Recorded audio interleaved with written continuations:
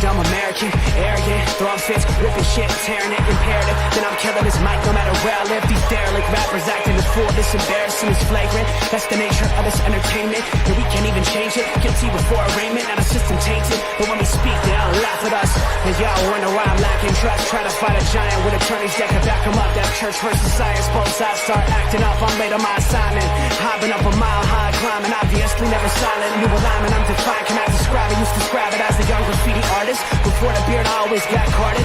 Hit every bar, even though my bar's been the hardest. The scars on my face, and I ain't always been the smartest, but I'll show you where my heart is. I said I'll show you where my heart is.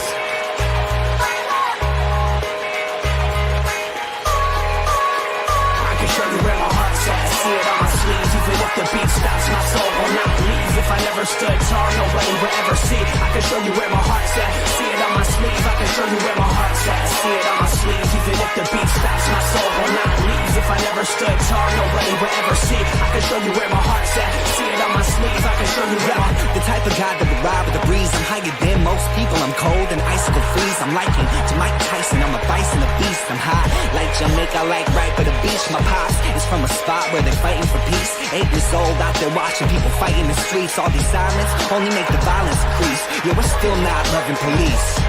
It's that bright young American, nice, dumb, arrogant. Tight on a mic, but he might need a therapist. Heart full of kerosene, head full of fairy tales. Said that you're my homie, you don't know me, but I know you very well. Roll back on some West Coast shit. This whole track is wetter than your dress code kiss. About to hit the track, running on some retro fit. I guess I'll lit, I guess I'll bitch, now let's go.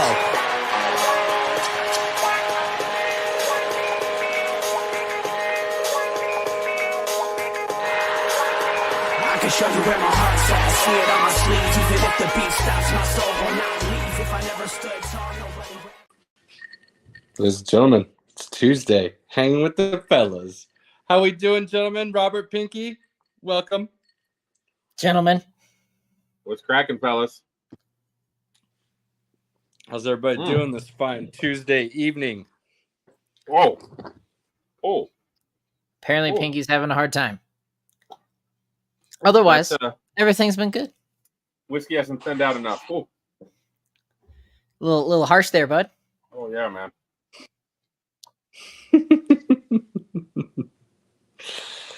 Oh, Pinky.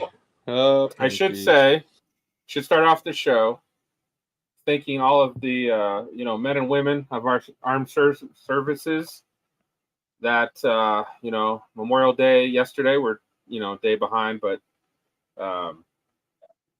most of us get to enjoy a nice day with our family and off of work, and it's always good just remember what that day is in, remembrance of those who have fallen serving our country, so that we can be just random chuckleheads talking about sports, right? Working for a military company, it's pretty, like, it's always something that we deal with and think about, but it's always a big deal on those holidays. So thank you everyone who served, Absolutely. serves. Cheers to that. Love you guys. Yep. Thank you. What's the saying? It's like, thank you to those who gave everything so we can have something, or something along those lines. Something like that. I'll go with that. Well said, Pinky. Yeah. Well said. Well, there's a lot to happen this weekend. I can tell you I need some work on the golf game. Yeah, need some work on the golf game. There was some I don't know if there was any good. There was some bad, ugly, and some okay. Not quite sure if I got any of the good in, but I had a blast. I will tell you that. I had a lot of fun. It was like a pseudo daytime bachelor party, if you will, just because it's all the guys he knows that were in town for the wedding, out on the golf course. And there's like 8 groups. So for like a solid 2 hours, it was just our group playing. So you'd come around a hole and it wouldn't be some like random guy passing you on like 3 holes in front of you coming back around another turn. It was a group you already knew. So you're like talking smack to people constantly all day, back and forth. So that was a lot of fun. Wedding was beautiful. Really cool backdrop in Arizona with the desert and some mountains in the background. And got to spend some time with just me and the wife. Kids went to hang out with grandma and grandpa, and that hasn't happened in like 3 years. So all in all, it was a great weekend. And I'm not looking forward to going back to work tomorrow. Nice. That first day back to work is always the worst. You need a Yeah, vacation man. from your vacation at that point. Yeah. So good times, plenty of nonsense, and realized I missed. I mean, I saw bits and pieces here and there all weekend, but I missed a lot of good sports, from the Indy 500 and that finish on the last lap to what Dallas has been doing to Minnesota over the last 4 days. Boston getting in the finals. I mean, there's been a lot that went down over this last weekend that I unusually was not very aware of. So played a lot of catch up, and I had to go back and watch a lot of stuff, but it was good. How was that weekend for you, Robert? It was great. I finally got to finish X-Men 97. Ooh, yes. Been really looking forward to that, and it was awesome. They're working on season 2, so really excited for where this continues on from. And then I kind of spent some time with my family. A good buddy of mine had come over, and we had did an Italian day and watched all the Godfathers 1, 2, and 3 all in one go.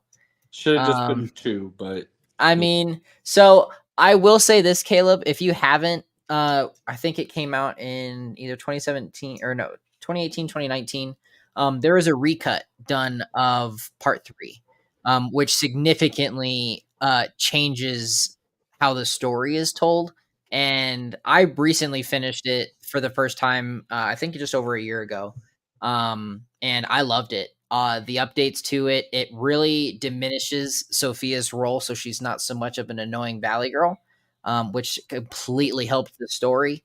The beginning is completely different, and the ending is somewhat different.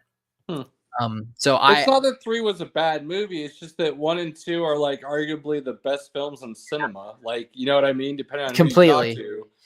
And then 3 comes out, and you're like, it just didn't feel like it added anything to the story, really. So I can see where you come from for that. I like that they told the story. I like knowing how that Corleone kind of line ends. Like, I get all that. It's just those first 2 were so, like, I mean, basically perfect that you didn't need the third one. You just didn't. It's nice, but you don't need it. And Godfather 2 is up there as, like, when you're talking about like the best sequels of all time, Godfather 2 is absolutely in the top 5.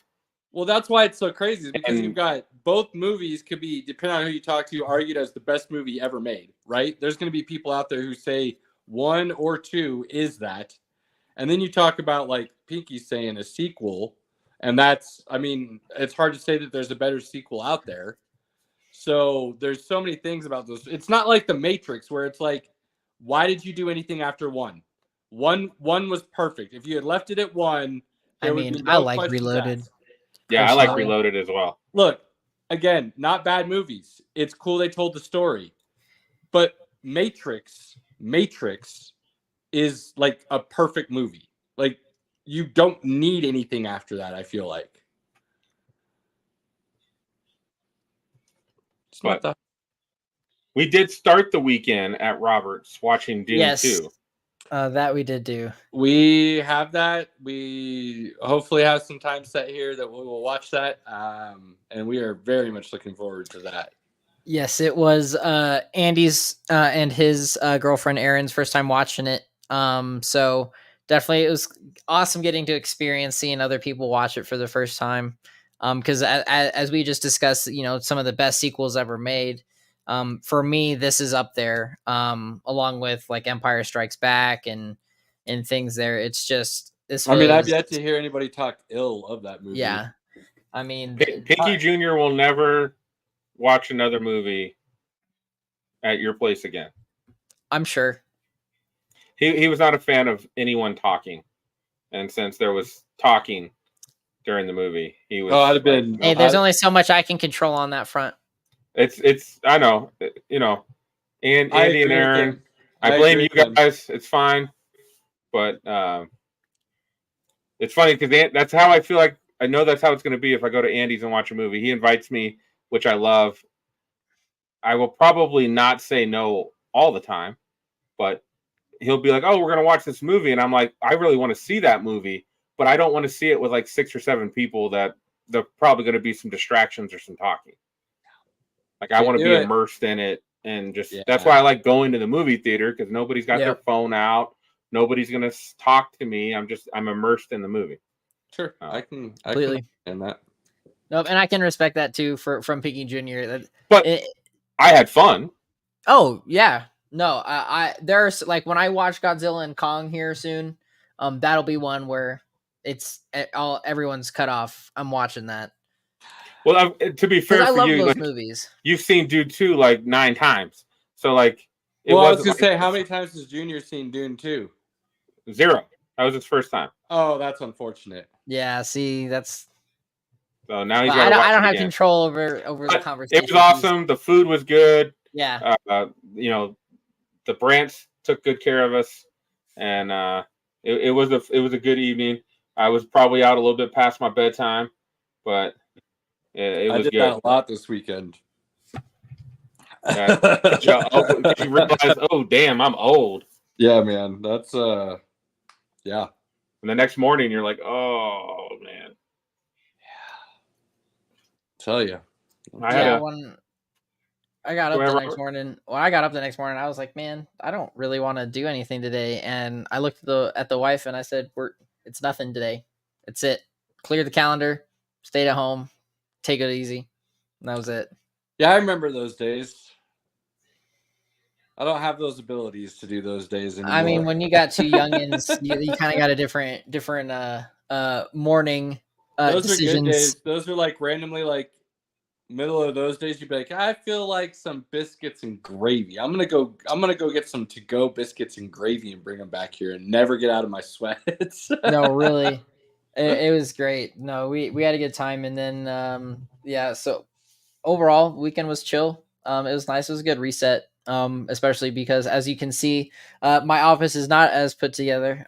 Getting ready to move, so there's going to be a new look coming here in about 3-ish weeks. So, there may be a moment where I just podcast from a living room or something, since there will be nothing.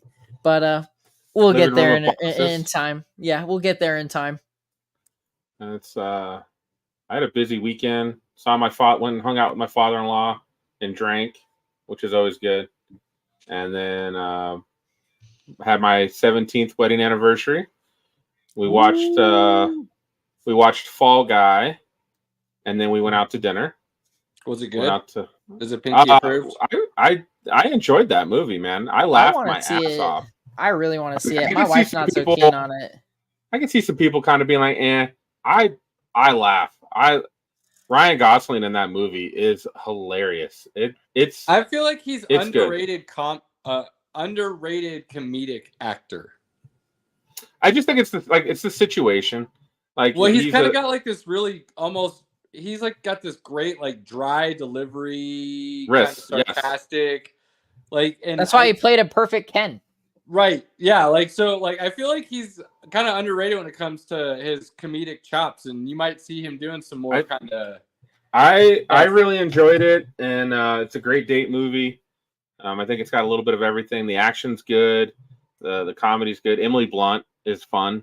Her roles lately have been awesome. Very good. And then Pinky Jr. and I went and saw Furiosa, which was really fun. Not as good as Fury Road. Not as good. But it's a good prequel because it actually, like, it directly leads right into Fury Road. Like, they did a really good job with that. I do have a question because I haven't seen it. I am looking forward to seeing it. But my understanding is that Anya's role is not as pronounced as. So that's my biggest issue with the movie. Okay. So there's young Furiosa, and then there's young adult Furiosa. And they have, so young Furiosa has more screen time than old Furiosa. And the young actress that plays young Furiosa does a great job. It's just part of the story. I'm like, I don't really want to, like, I don't. So they kind of basically, not doing too much of a spoiler, they show her getting involved with the running of gasoline and stuff with a guy kind of like a Mel Gibson character. She becomes like his right hand of running the oil or gas trucks or whatever, the supply trucks. And from that moment is when they then change it to now she's a young adult and they kind of move forward. Well, that lead up to that moment is so long. There's so much to get to that point where I think they could have focused more on her learning how to do that and becoming who she is. Still good movie, still fun, still Pinky approved. But yeah, like if you're going in there because I want to see Anna Taylor-Joy, you're pretty much going to be disappointed at the end of the movie. Like, wait, she was only in it for like 40 minutes. Like, yeah. So that's probably the only, that's the big criticism I have. The action's fun. It's a fun, good movie. Thor does great, which of course, he's playing a demented character, which I thought he did really well in that one movie a couple years back. I can't even remember the name of it, but he played a demented character in that movie as well. So it's good. It's a good weekend, man. I just, when I went to work this morning, I was like, damn it, it's Monday on a Tuesday. Oh, dude, yeah. So Friday afternoon ish, we were like, man, Monday's gonna come quick, and we're gonna have to be like, we're taking a day off work. We'll be back to work Tuesday. Totally forgetting that Monday was Memorial Day because of everything going on with, child and 2 little ones and trying to see a bunch of family all at the same time. Like, and then all of a sudden Monday rolls around. We're like, wait, Monday's everybody's got Monday. We're barbecuing today. We're relaxing. And then traveling today, I was like, oh, it feels like a Monday. But then, going back to work, I'm glad it's a short week. That will help get through the transition back for sure. Our boy Clayton in the house. I love when Clayton jumps in. Which, Caleb, you mentioned that it's a calm before the storm, as I like to say, because next week is the all hands on deck for a lot of things. So it's going to be good. Well, Caleb, since you missed a little bit in the sports world, where did you want to start the show? I mean, I eventually caught up, I think. So I'm good to start wherever you guys want. I will say that the ending to that Indy 500 was pretty wild. Newgarden, I believe, is the winner's name. Won for the second year in a row. One of only like 7 guys to repeat as Indy 500 champ or something like that. But the way he made the pass on the final lap, it's crazy watching those guys slingshot around each other and pass and do it all at 210 miles an hour. And so that was good. Monaco started it off right in the morning. So I was mad that I missed that. I usually do like checking that out. You missed that one. I did too, unfortunately. I'm sure they would have had some. They probably had some Taylor Swift and Taylor and Travis Kelce because they were there. I don't know. That would be the bottom end of who they would be showing at Monaco during an F1 race. When the NFL plans games around her tour schedule, I don't think so anymore. That's just good planning, man. Hey, dude, that is good Taylor planning. Swift is big time for Americans and for some of the world. But when you're at Monaco, they're showing princes and high-end leaders and Well, let's just And be mega real. yachts Though. get more screen time than people's faces. You know what I mean? She's joined that upper echelon, being a billionaire now. She's pretty damn close. And Don't she's get me made wrong. her money herself. It didn't get inherited. I'm not saying Oh, they didn't give her some 100%. screen time. I'm just saying it's not like the NFL where that is the screen time. You know what I mean? Like she's one of many screen times. I will say, when I went to the Super Bowl, and I remember everybody complaining they were going to show her all the time. I don't know how much they showed her on the TV broadcast, but we only saw her once in stadium. We didn't see her a bunch. I think we only saw her once on the broadcast too, and it was in passing. So no big deal. But that race was cool because Leclerc, who's been a big name in F1 for years now, has finally won his home race of Monaco, which is arguably the granddaddy biggest race in F1, right? So for him to win that home race, that's a hell of a story there in of itself. So that was cool to see as well. So you got him winning Monaco in the morning, then you got Leclerc winning in the morning, and then Newgarden winning as a back-to-back in the Indy. Kyle Larson raced in the Indy, finished like 16th, I think, but he's regularly a NASCAR driver. And that Indy race got delayed by like 4 hours. So he got off and out of his Indy car and down to, I think it was North Carolina for Charlotte Speedway or something, the Coca-Cola 600 or something like that, and got in his NASCAR. And it was like a 90 minutes between the time he got out of his Indy car to the time he got into his NASCAR. It was like 90 minutes. And he was going another 600 for his NASCAR race. So another cool story. Wait, so he raced the 500? Yeah. And then raced 600? Yeah, all same day. Ooh. Yeah, man. Crazy, right?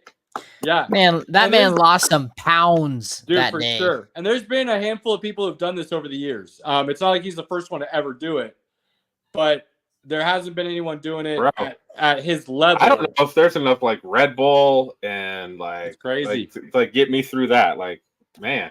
So he did that. So that was the racing portions of the weekend that were the big time discussions. I don't know who won the NASCAR race. I missed. That was on the back end of my catching up, and that didn't get finished. So that's where my racing prowess stops this weekend. But so that was cool. Pinky, I said we do a little NHL first, and then we can move into the NBA. I think I have one other thing to talk about before we get to those sports. I'm assuming that you didn't get a chance to watch WWE King of the Queen of the Ring. No, I did not see any of that. So go ahead, educate me, good sir, please. So that was actually very enjoyable. They were in Jeddah. I think I'm saying that Jeddah. And that's how they were pronouncing it when I was watching it a little bit ago. And it was funny because I started watching it up, and the very first match is a tag team match, and they said it wasn't even on the live broadcast. It was like before the live pay-per-view. Okay. And it was Bianca and Jade versus two girls that I can't remember. Of course, Bianca and Jade, took it to them because of how, gigantic they are. But I got to say, man, I loved the Liv Morgan Becky Lynch match. Not only because both of them are super hot and like did not catch that, Pinky. I did not watch that match. Let me clarify that. And they can wrestle as well. That was cool. What was fun about it is, again, Dominic Mysterio comes out, and as soon as Dominic comes out, you see Becky like, go away, I don't need your help. She's pretty much, she's kind of got things in her favor. He interferes. He throws a chair in there. Liv does a DDT onto the chair and then throws the chair out of the ring. Ref finally got away from Dominic because he distracted the ref. And then 1, 2, 3, Liv Morgan's the new champ, baby. New champ. Then they give Becky Lynch a rematch yesterday at Raw. I don't know if you saw that. Did not. In a cage. Oh. And he interfered again. Mm-hmm. What have I been missing here that Dominic Mysterio is interfering? Liv Morgan injured Rhea Ripley, supposedly. Oh, I that's think right. Rhea Ripley was just taking a break. Yeah, that's right. Okay, yep. So he did it again last night, causing Liv Morgan to win again. On the way out of the ring, Liv Morgan makes sure to gives him a straight up, throws her belt down, gives him a straight up big O kiss, and then picks up the belt and walks out. So excellent. So now we're gonna see issues between Mommy and Mysterio, and some fractures within Judgment Day. That'll be good. What's great? What's cool? I actually think I'm starting to think I don't mind Finn Balor as much. I don't mind Priest, and I don't mind the new guy they have. But the Rhea and Dominic, like Rhea might make sense. Dominic doesn't make sense in Judgment Day at all. Like he just makes no sense. He's like the bitch of the group that everybody could beat up. He makes no sense. He's the only one who's gone to real life jail. Like, man, get him out of there. So I think they're definitely going to build up the Rhea Ripley comeback to beat Liv Morgan's ass, which is cool. There was a really fun match between Randy Orton and Gunther. Can't quite tell if Randy Orton, like every match I've watched Randy Orton in, but the last like 3 matches, he is always hurt, holding his back, his knee. I'm like, is he really hurt? He's just putting it on for the fans. It just doesn't look good though. Like he's older than us, I think, or your age. He's the same age as me, I believe. Okay, so yeah, I mean, he's been doing this for 20 years now. Like he is that older end of the spectrum now. It's kind of crazy to think about, but that is where he's at these days. So it wouldn't surprise me if he truly is starting to have some legit continuous issues. So the Liv Morgan match was good. There was a Sami Zayn, Chad Gable, Bronson Reed triple threat match. That wasn't awful, but like I wouldn't worry about rewatching that. Nia Jax won the Queen of the Ring, beating Lyra Valkyria. That was just like watching a bear like play with its food. Yeah, like Lyra is so small and tiny against Nia Jax, and Nia Jax ended up getting her Annihilator or whatever on her. I was seriously worried for this woman. Like, I feel like her chest would have caved in. Like, the way that she came off the top rope and landed on her, I was like, oh, that's not good. Can we have this lady checked out? Can somebody get in here, please? Somebody please get in, please. But the fight of the night was definitely Cody Rhodes and Logan Paul. It was a great match. It's just, every time I watch Logan Paul, and I don't agree with like, I do think the drinking Prime during the match is funny. Like he was outside the ring and one of his buddies handed him a Prime bottle and he took a drink of it, and then Cody Rhodes took it and smashed his face with it. So like there's like it's fun to do, but every time I watch him, man, he does some things that I'm just like, geez, like this guy is so talented and athletic, and we've talked about it before. Every time I watch him, I am entertained. And I think, you say what you want about him as a person or as a personality, but you cannot deny his matches are always entertaining, and he does some high flying stuff, right? Which is why I think like he's on that next level of being that guy that's getting the constant main events, because he just like he just does a great job. Like every match I watch him, win or lose, I'm entertained. I had a good time. It was his heel character is entertaining. Like it's awesome, man. I think if he wanted to make this a little bit more full time and be on like Raw on a semi-regular basis or something, he could really do something with that whole heel side of throwing a wrench into the continuous plans of whatever's going on, and he could kind of be that heel that does that all the time. What'd you see in that match, Robert? I know you at least did that as part of your homework. Yes. So a couple of things on that actually is when you really, and I hate saying this because I'm a person that really dissects these types of things, is listening to the announcers talk about Logan Paul. And there are some things that they say where his athleticism and talent for this supersedes some superstars on the roster, which pisses a lot of people off. But at the same time, though, just again coming into this world recently, listening to you and Caleb talk about this all the time, well, this is somebody that it sounds like people have been waiting for in the wrestling world. Someone that has this raw talent and athleticism that brings something to the sport that most people don't have. Even though he plays a heel situation, he's someone that's always interesting to watch and come into the ring. And so far, everything that I've watched, it's been great.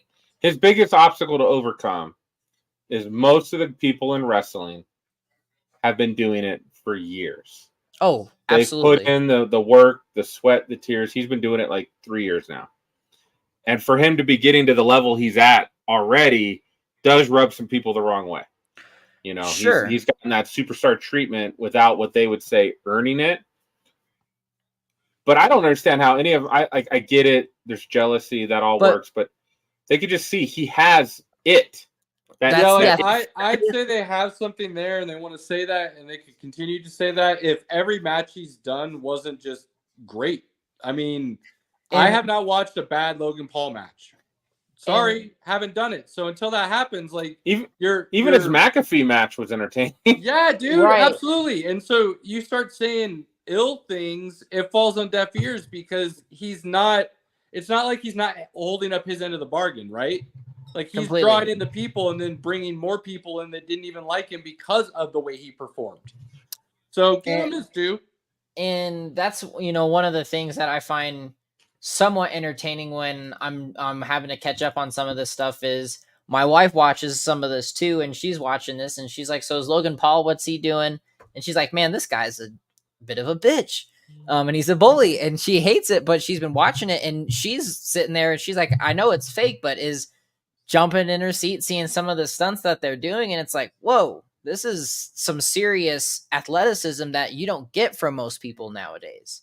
And when you're really comparing, while the talent, this is, again, some of the things you all have been saying on the cast before is that's been some of the same storylines. It's worn out, ready for some new things, but there isn't that name that's sticking out to people. But Logan Paul's a consistent topic of conversation because of what he displays match to match. And it's been awesome to see. And just even watching his match with Cody was awesome. And how he kind of not only Logan controlled a good portion of that match, it seemed like. But even just to control out of the ring with the commentators and things like that too, just the relationship he has with just the fans, the outer workers, if you will, I don't know what to call that. But it's just great to see what he's doing. And I'm looking forward to seeing how he progresses. When we were talking about continue being a main event. Yeah. When we were talking about earlier today, Pinky, I was like, do you actually see him being one of the next undisputed champs or whatever? Because for me, that's anything I keep reading and seeing. It very, very well seems like that could be a possibility. I don't. The only thing I feel, and Caleb might back me up on this, I don't know if they want another Roman Reigns situation. Yeah, no, and that's the kicker where a guy is only wrestling at the main event with the belt versus being on Monday Night Raw or SmackDown or being on weekly events and traveling. And I think I'm assuming Logan does a couple matches here and there on Raw or SmackDown, but he may not be like a consistent feature at every one.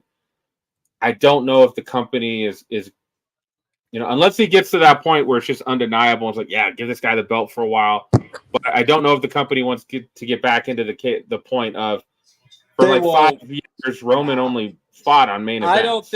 I don't think Triple H is a big fan of that model, but Vince obviously ran that. I don't think The Rock and TKO are fans of it at all. So I don't think that'll be an issue. That's why I said he's got to be a semi-reoccurring. There's got to be like half of the events you're working kind of thing. You know, I it think can't he just could. be I think he could once win every it. 6 months. He could win it, defend it once or twice, and then boom, lose it. Like I don't think he would Sure. have a. I don't think he'd have a long run, but I could see him winning the Sure. title. Sure. And that was one of the cool things too, is again watching this and having it on because, you know, basically forcing my wife to watch this. She's like, "Are you sure Cody wins this?" And I'm like, "That's what Pinky said," and I know it doesn't look like it, but that's what Pinky said. Yeah. No, the way he won it was good too. Yeah, no, it was awesome. And even when the crowd came in at that one point when he took out the ref, when they were counting it out for him, what was awesome. I love Cody. So I still gotta say that crossroads is like the worst finishing move. it's lame. It's pretty lame. I mean, so when I did high school wrestling and things like that, that's what people always called me, was an alligator, and that's what watching Cody look like wrestle was the same thing. It's a weird alligator move, and it just doesn't look pretty. It's just not nice.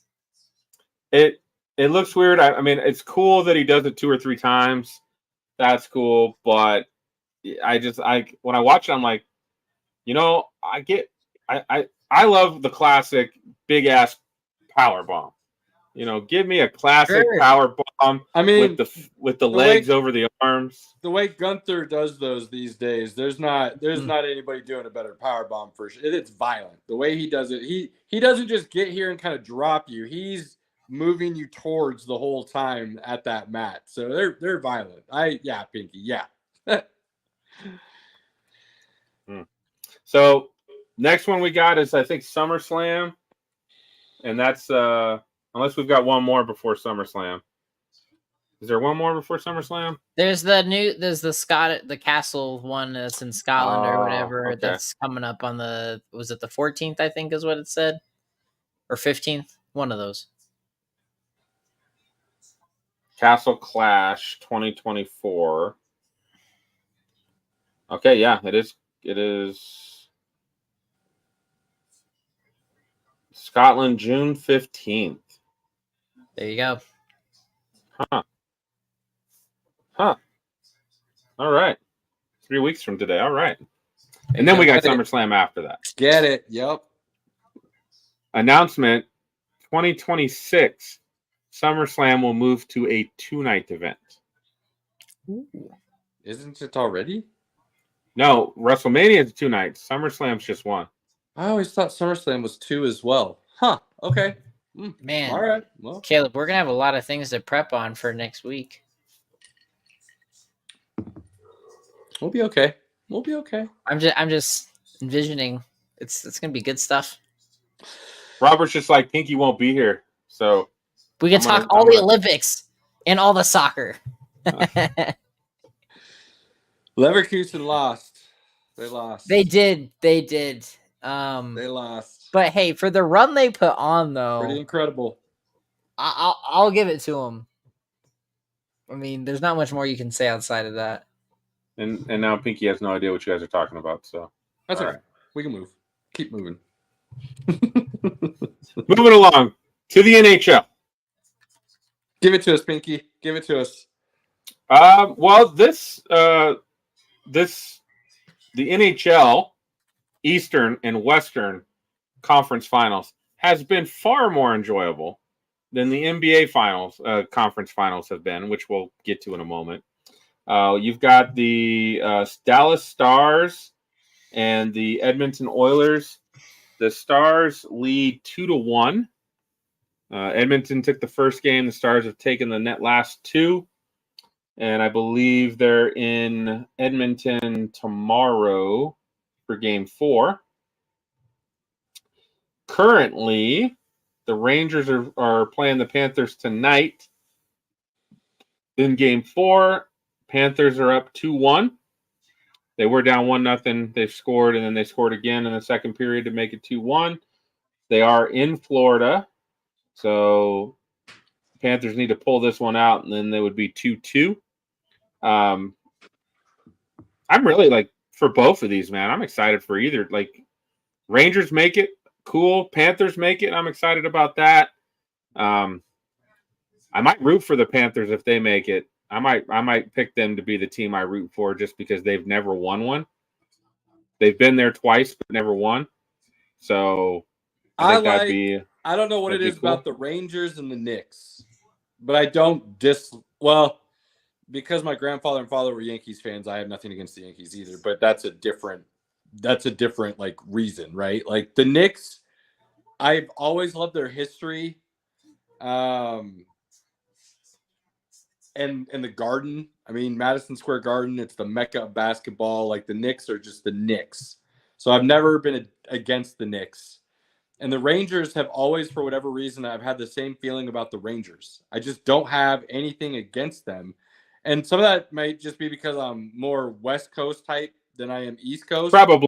So that helps. But if the Rangers, I'm with you. If the Rangers or the Panthers win, that's who I'm rooting for in the Stanley Cup. I like Connor McDavid.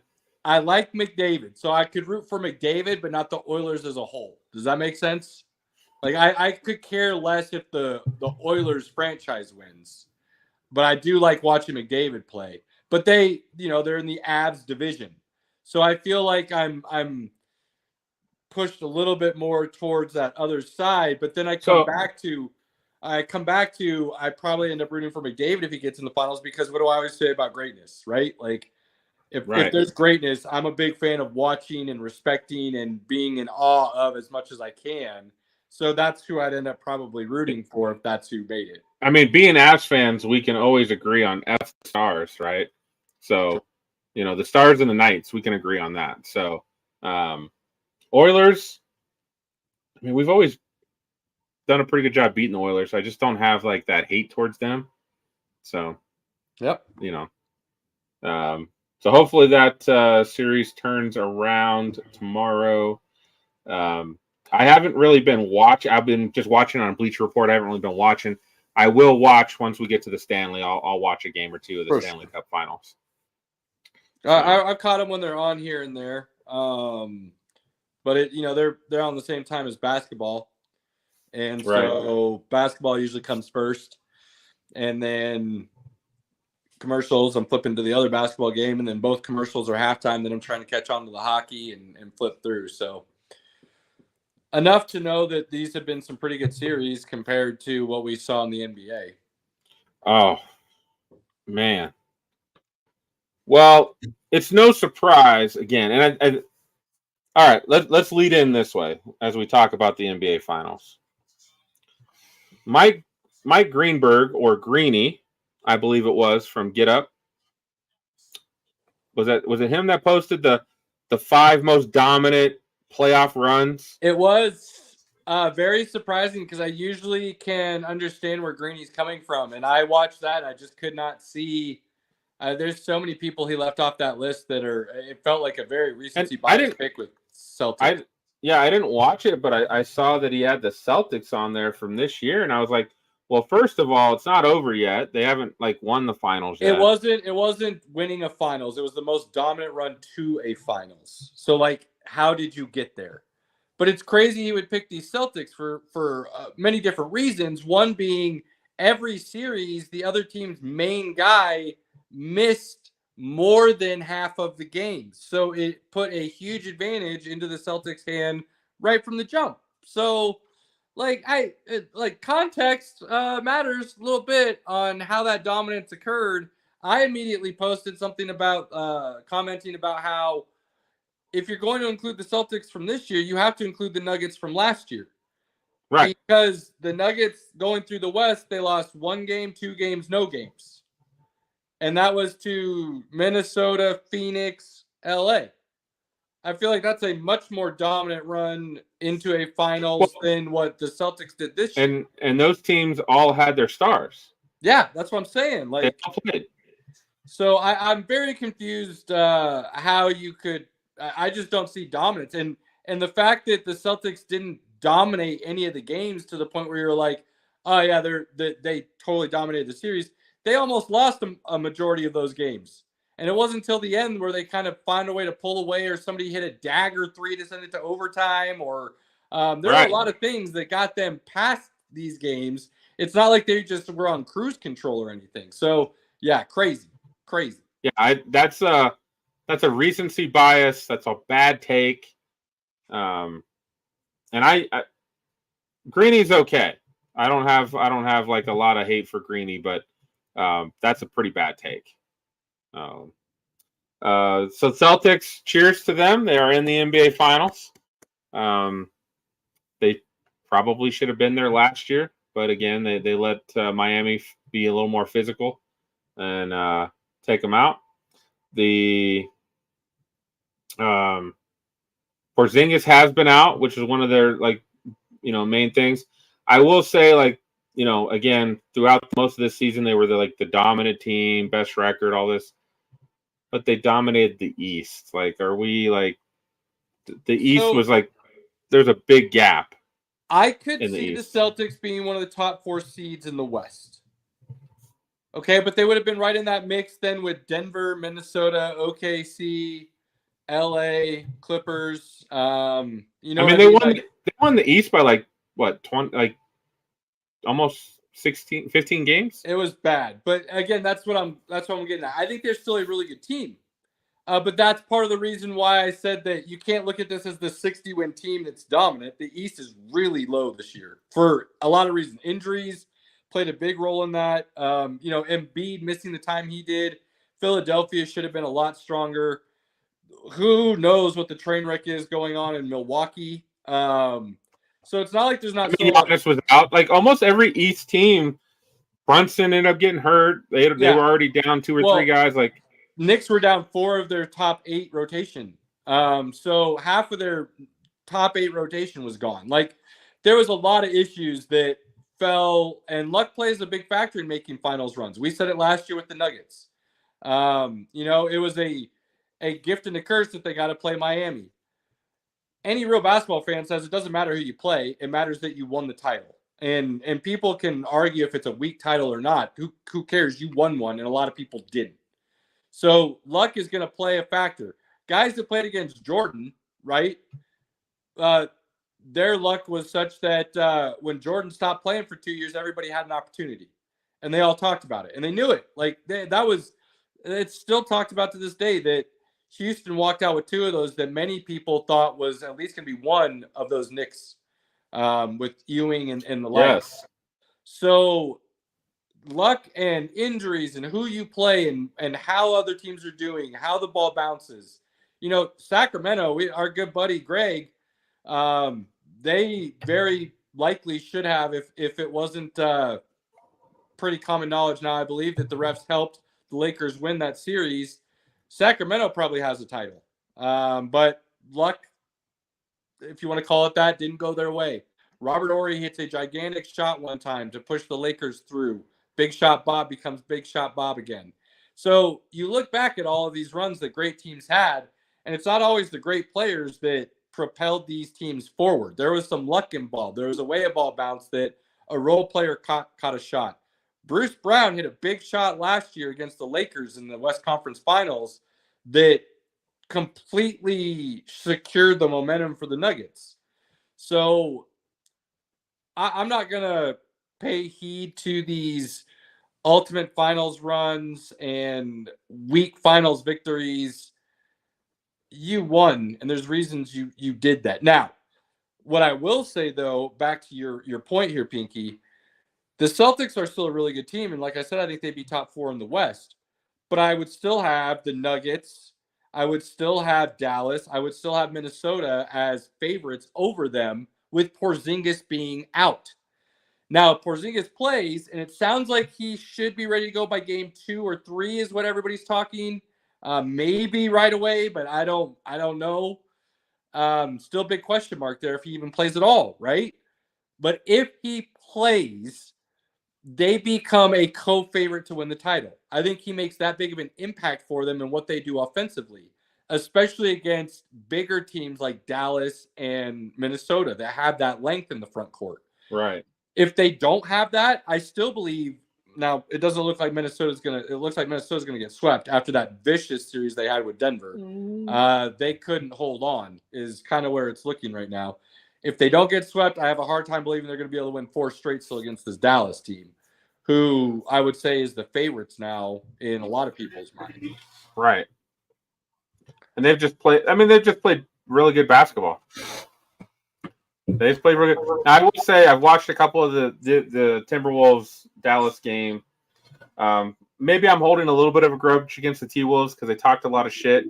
So I'm probably holding a little bit of a grudge there. But they've not played great. And They've been getting stuffed. And it's like I feel like Denver would have beat this Mavs team. I think maybe Nuggets in 6. Because the Mavs, after they made the trades for P.J. Washington and Daniel Gafford, they just played much better. They've got role guys who are willing to know their role, and they're thriving in it, which is huge. It's huge. But the T-Wolves again. Nuggets played a team that's built to beat them, not necessarily built to be a champion. So we'll see how that plays out. It's just been, with the Celtics sweeping and Tyrese Halliburton got hurt, like pretty much every team the Celtics have played, and with the West, if the Mavs win tonight and sweep, I mean, you got 2 sweeps in the conference finals, and sometimes the conference finals is better than the finals in some cases. So this would be just one of those things. I mean, at least the finals get started early if we sweep. It would be one of the earliest finals we've seen in a very long time if that happened. But it is interesting to see the way that Mavs team has come together around 2 ball-dominant guards. And I should say, I was coming back to that. One of the things I was mentioning, it is nervous to me that when I watch the Mavs, they do way too much ISO ball with Kyrie and Luka. It's working right now, but I feel like there's those times where that's not always going to work. So yes, if it was only one of them on the team. Now, that's why Luka was able to make that magic run a couple years back to the West Finals and beat the Suns, and you've got him with the original meme of staring down Booker at the free throw line. He wasn't at the free throw line, but they were both sitting there while somebody's taking a free throw, and he's, come on now. And then he's done that like 3 other times to 3 other dudes in this playoff run. So you can get away with it at times if your dude gets hot and stays hot. But you're right, it doesn't always work, which is why they've had some issues since that run. Problem is when you have 2, if one's cold, the other one's going to figure it out. And Kyrie, as someone with his talent, and you've heard people say it before, I've said it, he might be the most talented guy to ever play in the league. He just was a very much solo player that I didn't think could fit into a team aspect, and that's why I never wanted him on my team. But they're figuring it out right now between the 2 of them with the pieces they have around. Everybody knows their role. They're good with it, and they're happy. You can do some great things with that. What I've seen from Kyrie in these playoffs is something I didn't think he was capable of, and now I am seeing glimpses of if he decided to, he could go down in history as a top 10 player all time. And this is what it would take. He would need to win a championship this year with Luka. And then going forward, his ball skill talent would have to move more towards a Jokic type, get my teammates involved first, and not do as much of the ISO, knowing that he's always going to get the ball back if he's continuously moving. So he'll touch the ball. He just won't be dribbling as much. And I think because of his ability to take anyone off the dribble and the fact that he does have really great vision, underrated vision, that you just don't see that often because he's showing you his ball skills, I think he could elevate that team to an even higher level. And if he took that next step, I do believe he could start becoming in a conversation of that top 10 all time. I think he would need a lot more to get into that top. Because if you're moving into the top 10, you got to kick somebody out of the top 10. I know. don't see him doing that. Look, I said he could start getting into the conversation, right? But that's a lot to do. He's got to win this year, then he's got to almost change his play style going forward. But the idea is if he changes his play style going forward, you're watching him raise all boats kind of thing. He's that high tide. So it completely changes the way you start viewing what his capabilities are. So I'm not saying people would put him in there, but I do believe they would have to start talking about him differently, because then you start looking at, Brooklyn and some of the other situations he was in, and you go, okay, even if he was the problem, he corrected that as his own issues, which isn't something you see a lot when you talk about superstars. So while it's a big if for how he gets to that point in my mind, I am just saying I saw glimpses of the. Let's just say, if he played that way for his career, I would agree that it's a possibility he could be in that conversation. If he played that way for his career, it's him and Steph as the greatest point guards of all time, and Magic is getting a boot. And I don't think it'd be a question, which would be crazy. But right now it's Steph and Magic, and Kyrie isn't even in the top 20 conversation. So it's a big what if for sure. I'm not going to say it. I'm just trying to say I see an almost a slight change in the way he's playing and looking at the game. And maybe that's just finally maturing. Maybe it took him that long to kind of mature within the game to be able to do that. I don't know. But I think it's fun to watch. I've said over the last month, I've had to eat a little crow on my Kyrie takes. I've backtracked a little bit. I do see a different guy than I've seen in the past. So I think fun to watch. He's playing as part of the team. And that's good. I mean, that's what we've always seen, that he's had talent, extreme talent. Yeah. He's just never been like, that guy. And something clicked with him, recently. That's like, yeah. Oh, get it. Man, they are outboarding Minnesota so hard. That's the other thing. On the other side of the ball, anybody who tries to bring me some stat about how when Rudy Gobert is on the field, people don't shoot, the other team doesn't shoot in the lane, and that's why he's such a big defensive presence. I'm tired of seeing these nonsensical stats that don't include the rest of the game. Rudy Gobert is a bad defender. And the fact that all these people in the national media and the actual game itself are coming out and finally saying it, which is something I've been saying for, I don't even know, a decade. I'm glad people are finally seeing it, but the dude's getting exposed on a high level right now. I mean, he's a decent rim protector, but that's pretty much about it. Right. Exactly. He's not even a great rebounder, which is mind-blowing considering he's 7'5" with an 8-foot wingspan. You should be doing multiple things well at that size if you're a good player. He's putting Minnesota in some bad spots. And Anthony Edwards is not hitting everything without regard for human life. He's gone cold over the last 3 games. Naz Reid isn't playing at an all-star level like he did against the Nuggets. He's playing at a 6-man of the year level, which is you're not a starter. You're coming off the bench. So all these things feel like Minnesota's kind of come back down to earth a little bit. They don't have that huge adrenaline push they had against the Nuggets.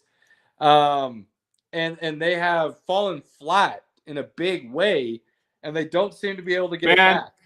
I saw Wolves fans on Twitter trying to talk crap to Nuggets fans. And one guy was just like, oh, enjoy your spot on the couch. And I was like, you're about to get swept. And the Nuggets have a championship. What do you have?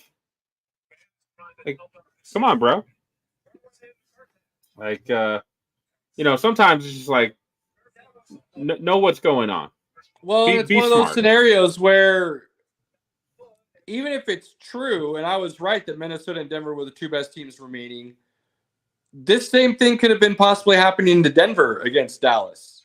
You could have had such a knockout, drag-out series before that you truly have just lost a gear that you just won't get back this time of season. You know what I mean? There isn't enough rest and recovery in a week that's going to get you back over to that side of the line in green again. Your battery is always going to be, low battery mode going forward, and you just hope you can limp along. So, and that could be what happened in Minnesota, regardless of the talent or anything else. They could have just hit that wall that they're never going to be able to recover from until that full off season. So either way, I think we're going to get a great finals. If Minnesota does something epic, I think they'll carry it over to the finals and we'll see a great finals. If Dallas ends up winning, whether it's a sweep or a gentleman's sweep or it goes to 7, whatever, I think you're going to see some really good things. So one way or the other, I think Boston and whoever they play, we're going to see some good basketball.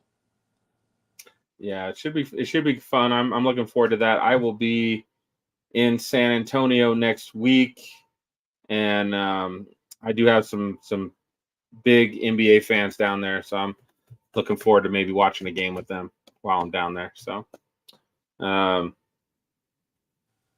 think that does it for the NBA.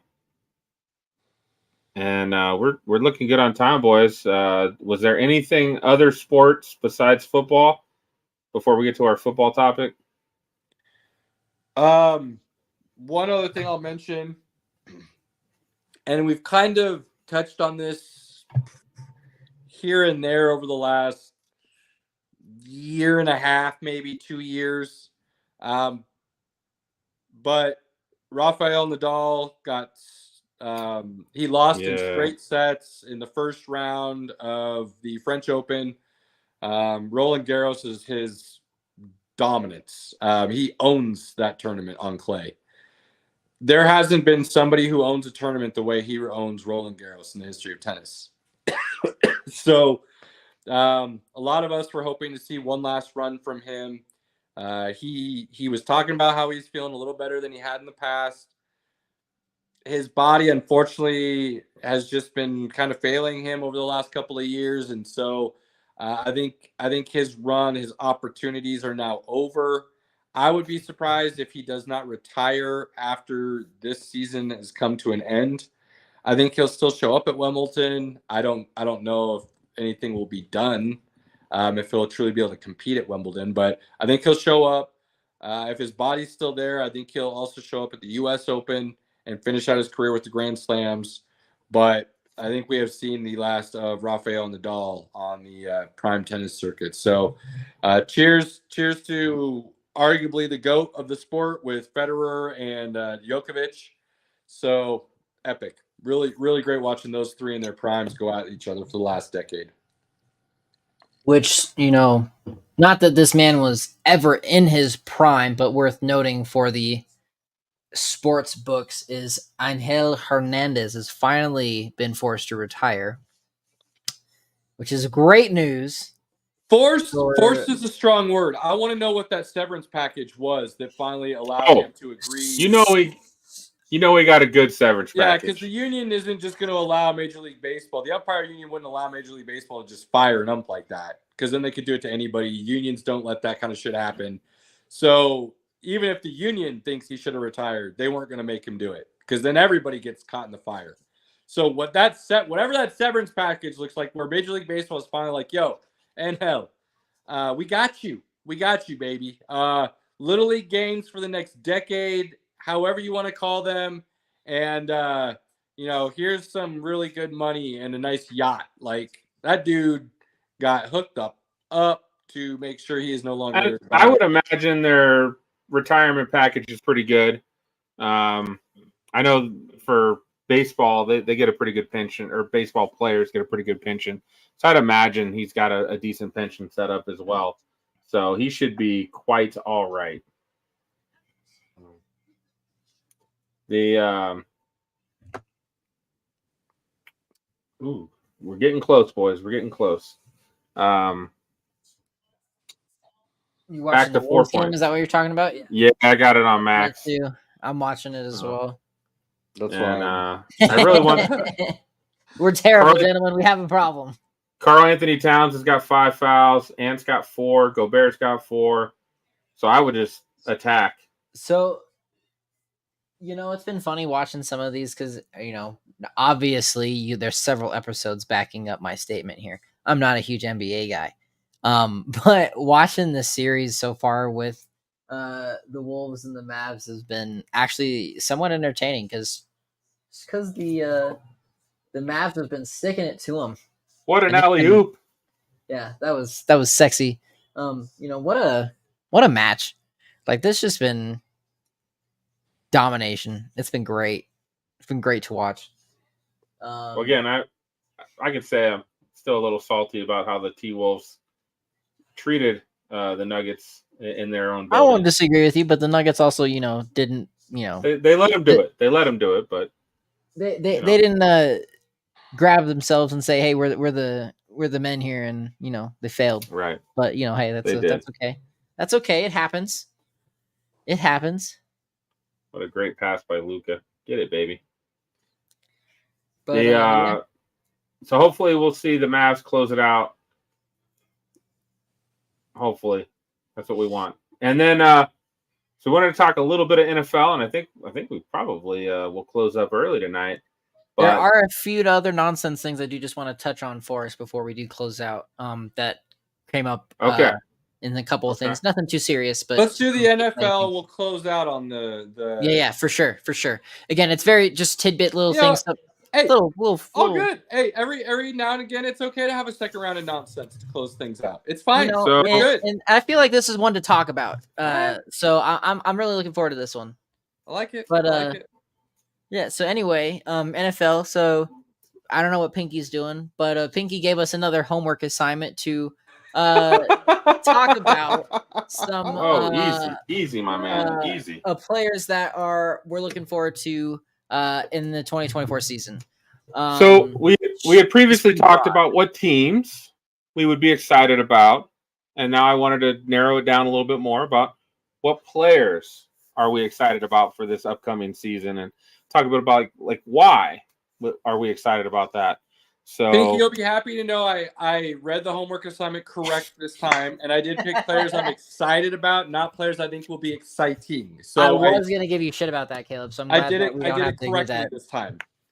Who wants the number one pick? Who wants to go first? Pinky, start us off tonight. Yeah, my guy. Pinky, man, this is you. This is all you. So I'm gonna save the other one for last because it's gonna be really good. Actually, I've got a bunch of guys I could talk about. Me too. But Me too. I thought about it and I was thinking hard, and I was just like, I feel like I have to talk about.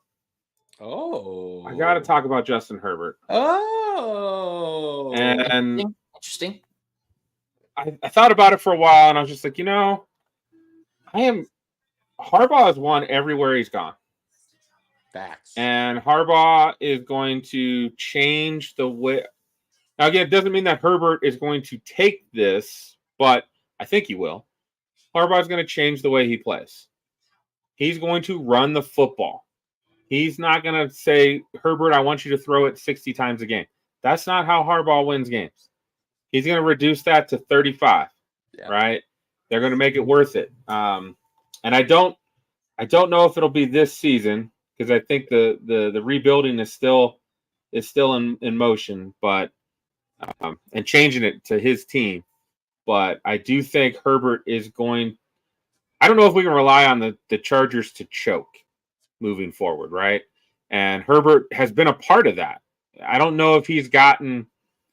I think we have given him crap about their failures in the fourth quarter, but I think we've also blamed we blamed Staley quite a bit for the decisions he made. I would say I think I've let him off the hook more than maybe is I should have. But you go back to like just that one play that is just glared into my memory, Pinky, of a Chargers charging situation where he nails that dart to Everett, who gets down to like the 5-yard line after like it was like a 50-yard run or something like that. Yeah. And the dude is gassed, calling to the sideline for a sub. And the coaching staff told him no. They didn't call a timeout to give their players a rest. They told their tight end no. And then they called a play where the tight end is arguably the number one option in that situation. And Herbert threw a pick because the guy couldn't come out of his cut properly and was flat-footed and kind of slipped. So, yeah, I mean, But that's kind of why I've given Herbert a pass in situations like that. Whereas maybe I shouldn't be as light on him, but I have been. So you're not entirely wrong there. He's thrown a fair share of picks in the fourth quarter when they're up. He's he failed to control the game and manage the game in the fourth quarters. Along with his coach, which is also why his coach isn't there anymore. So that's why I'm excited I'm not excited about the Chargers, but I'm excited to see how Herbert changes his style of play to match his new head coach. I like that. And if that's something that he can do, and if he can, I think he will. And again, quarterbacks get the most credit for wins, and they get the most credit for losses. So we think he's elite. We think he's got that talent. We think he's that guy. But the wins haven't been there to really show it. So I think, and he got a pass on the losses conversation because of the head coach, right? So he's not going to get that going forward. Nope. So that's why I'm excited to see, like, can he change his game, pick it up, and pick up those W's? Which, again, they've got a really good O-line, man. Yeah, they've got a really good O-line. Yeah. So, yeah. And let's be honest, they've got a lot of running back potential. Now, Gus Edwards and J.K. Dobbins have huge injury history issues. Huge. But Dobbins has shown when he's on the field, he's elite talent. He's top 5 running back in the league talent. He was breaking off. Dude, he was breaking off. It was like 6.5 yard average in Baltimore. I mean, I'll give you top 10. I don't know if I'd say top 5, but I mean, either semantics. You want to go there, fine. But elite talent nonetheless. You would agree there. Like, the dude has shown he can break off and go to town. It's just such a small sample size, and it's with the Baltimore offensive line that I think he may not get some of the credit for his talent that he deserves. But the main reason he doesn't get that is because of his injuries. The dude has missed basically 3 out of his first 4 seasons in total. So I would love to see him explode and be healthy, because if he's healthy, he's for sure the number 1 running back. And behind that Chargers offensive line with Justin Herbert and Jim Harbaugh, oh man, Justin Herbert is just going to have a field day, because they're going to have to load up against the box, right? And if he's elite talent like we think he is, he'll pick people apart from that point on, won't he? Absolutely. Absolutely. So that's Herbert is my first guy that I am excited about.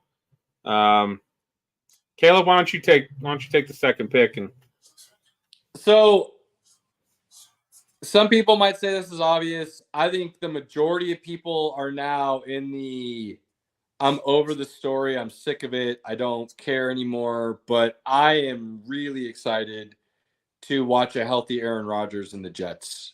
Yeah, amen. If there's one thing Aaron Rodgers has proved to us over the years, it's that if he has a down year, he comes back strong.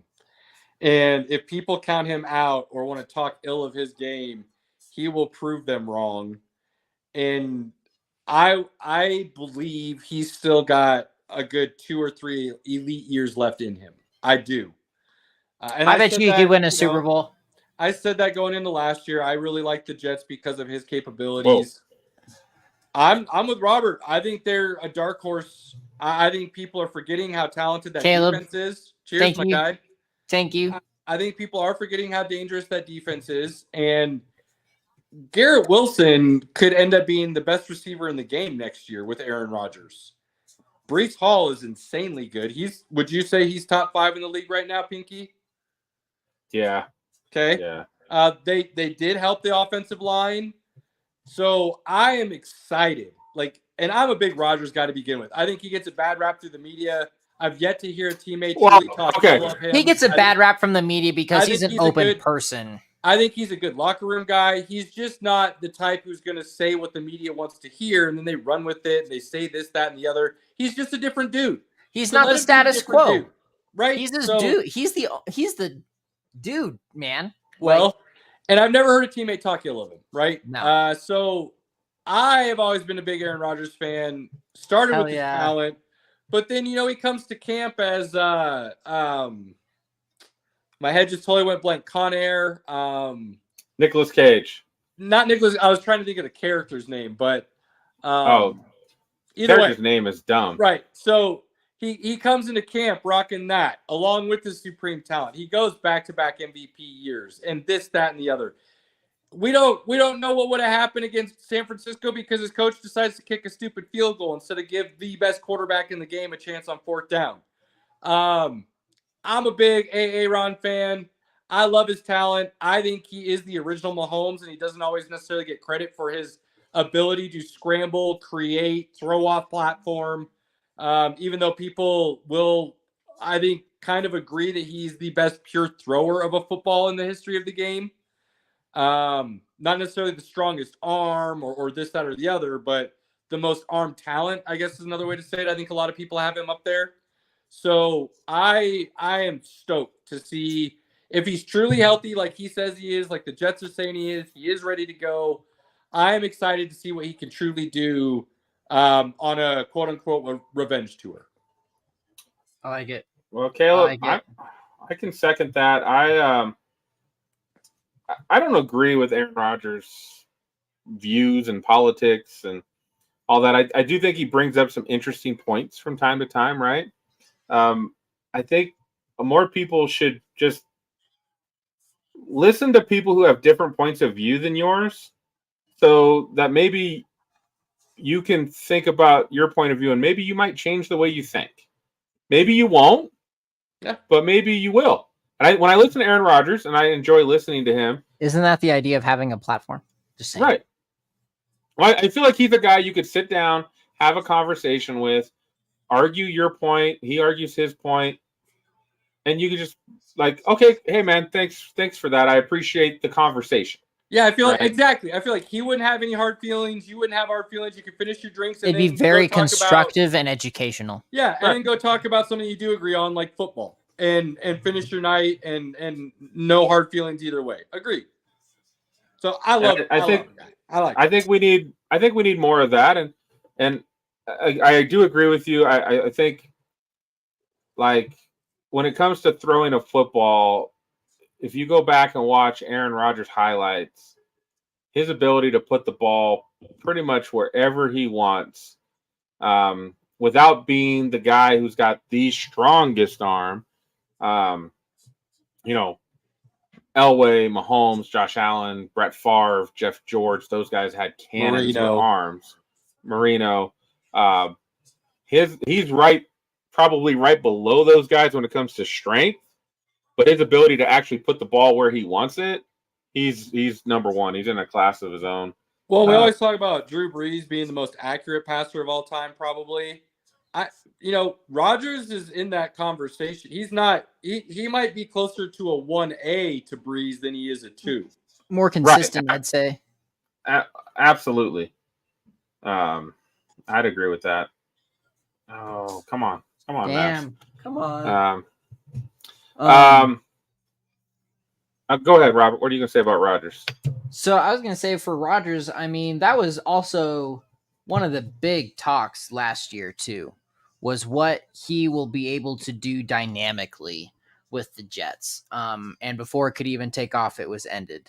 So that's one other thing that I am, like Caleb said, a revenge tour, if you will, in his own right, just because he didn't get a chance to display that dynamic with the Jets. And I'm looking forward to it. I think we can all agree the league always moves on. Sure. Guy retires, guy gets hurt, the league moves on. And I do think, as Caleb mentioned, I do think Aaron Rodgers will have that passion to show guys, hey, remember me? He does have a defense that's got his back. That defense could stop anybody. Zach Wilson almost beat the Chiefs last year because he had that defense behind him. And the Chiefs had Chiefs had a top 5 defense as well. Yeah. And the Jets almost won that game. So that tells you how good they can be with really good quarterback play. Garrett Wilson should be much better. Still nervous about drafting him in fantasy. I was high on him last year, like, oh, Aaron Rodgers is going to make him a star. And then Aaron Rodgers was out. So I don't know if I would jump on the boat this year. Might be worth the risk Oh, depending on where I you gotta get him. start planning my fantasy shit. We got a little bit of time. A little bit of time. For you, maybe. I don't. I don't know what I'm doing. Fair. This is my third fantasy season, so Do you want a Caleb draft kit special? Sure. He does. He does. Yes, he does. Yes, he does. Set me up, No, Caleb. We'll talk outside of this. Yeah, We'll get it. We'll get it. First or second week of August, we'll do a Caleb draft special. All right. All right. Or third week of August. I mean, most drafts are like that last week. I mean, we can do it the second know. week. It just means I actually have to put one together again. I have Right. You got to do work. You got to do work. It's okay. They're fun to do. I enjoy doing it. Okay, so hold on. Where are we at now? Robert. I still haven't gone. Robert. I'm gonna get my straightforward, easy pick out of the way that everyone could have guessed, and of course, I'm just gonna go out there with Kirk Cousins for mine. Mainly because one, I've always followed Cousins. You all know this, but I've really been digging into the research now because of being on the cast with you guys. So really supporting that pick. Number one, I'm very, very excited for the Zach Robinson Atlanta offense. I'm really looking forward to see what he's able to do with Cousins and that wide receiver room. I think there's a lot of good opportunity. And I really personally feel like Cousins deserves a Super Bowl. I really think he could go there with the talent behind him. I mean, does he deserve one? Does he deserve one? No. Do I want him to get one? Absolutely. Do I think he can get there with the right team? Sure. But I'm excited to see where he goes. I feel with where he left the Vikings, I think he's in a good place to play the next couple of years and actually do something with it. I'm a little wary of the Falcons draft picks. We talked about that before, and how off the wall that was, but overall, I feel like the Falcons are gonna have an exciting season. Cousins has always been great to watch. The Vikings, and he's always just been that dorky dude who just seems like he doesn't have a place. And going to Atlanta, I feel like that's just going to stand out even more. So I'm just looking forward to see the chemistry he builds with that team, and seeing where they go with it. So I love Cousins in Atlanta. And I think when we thought he was leaving as a free agent, like Atlanta was a spot that we're like, that team just needs a competent quarterback, and they're doing things. They almost won their division with Desmond Ridder. Right. And I mean, honestly, with having reset their wide receiver room, London looks great. I'm definitely We're gonna find out real quick if he's that top dude like everybody thought he was coming out. They added Mooney. And we're with also Mooney find coming out in, if Pitts was worth the pick that they used on him a couple of years ago, real quick, because Cousins. If there's one thing Cousins has proved, he is a great quarterback. He will make sure that his dudes eat. If there's one thing you cannot deny about Kirk D. Cousins Jr. the third, as Dan Patrick likes to call him, he's going to get his dudes eaten. He did it in Washington. He for sure as hell did it in Minnesota. Mm-hmm. So if you got talent, you're going to eat real good with Cousins at that quarterback position. And they got some dudes who can eat. And then that running game is going to open up everything with Bijan. And absolutely.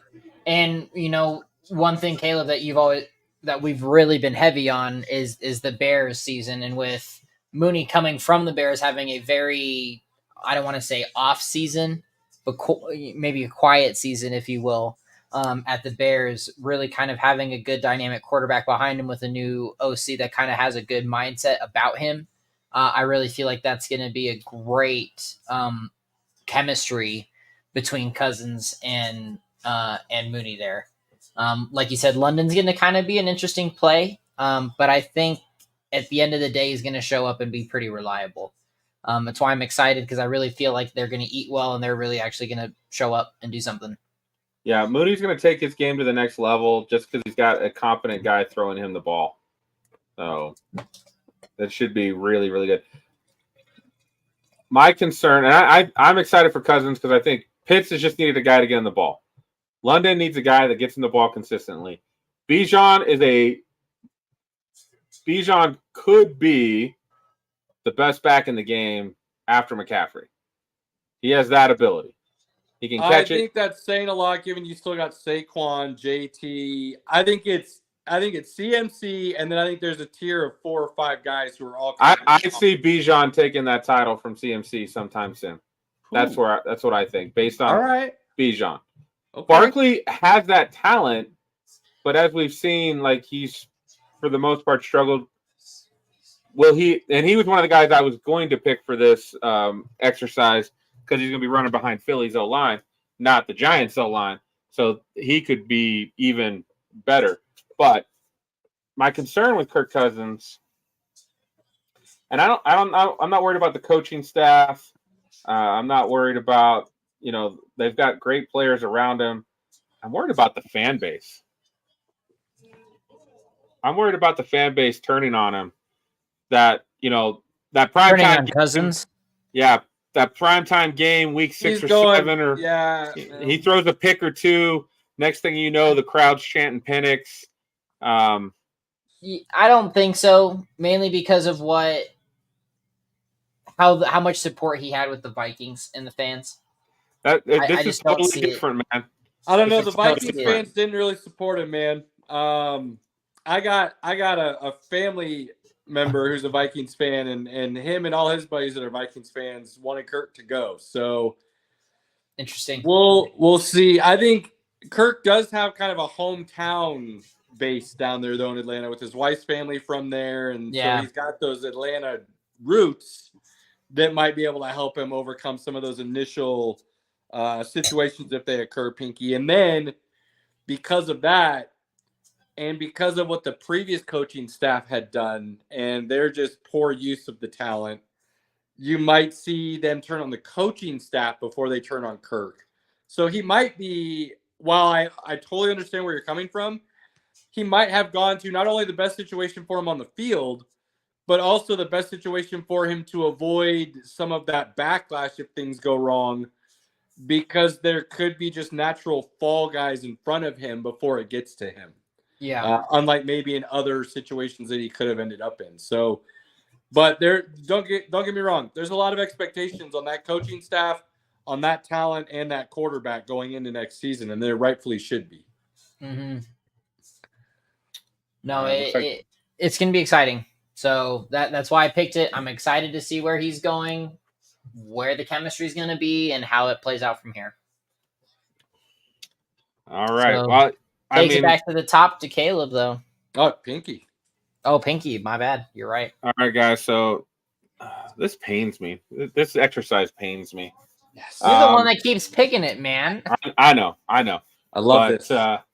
So I think we all know, as a Broncos fan, how I've rooted against the Chiefs. I've rooted against Mahomes. I've hated Mahomes. I've hated the Chiefs. It's mainly because they're winning. Years ago when they went 2-14 and drafted Eric Fisher, I didn't hate the Chiefs. They were awful. How could we hate the Chiefs, right? But then Andy Reid comes to town, and then they slowly build themselves into a pretty good team, and now they just dominate. So I had to go, and I've got a lot of reasons for this. So I had to go with Mahomes. Love this. So I can't wait to hear these reasons, because I've got my own thoughts on this as well, which I'm wondering how much cheersing we're going to be doing in this situation that neither one of us want to be cheersing about. When you watch, everybody wants to put him in the GOAT conversation already, and rightfully so. I still think there's a lot of work to be done to reach Tom Brady status. Peyton Manning status, in my opinion, is still there. I still think it's a team game, but I watched Mahomes, and I'm a homer. I see some Elway there. When the chips are down, his team is down. It doesn't matter. He runs for a first down. He throws it to the open guy. He doesn't, he doesn't take crazy chances with the ball in crunch time. He just always makes the right play. And it's so maddening. So maddening. So watching him in the Super Bowl live in the crowd, and I literally had to have been late fourth, maybe mid fourth. I was like, Chiefs are going to win this game. And the wife's like, what do you mean? She's like, why are you being negative? I was like, I'm not being negative. The tide is changing. Mahomes is now taking over. And watching that live, I gained a lot of respect for Mahomes.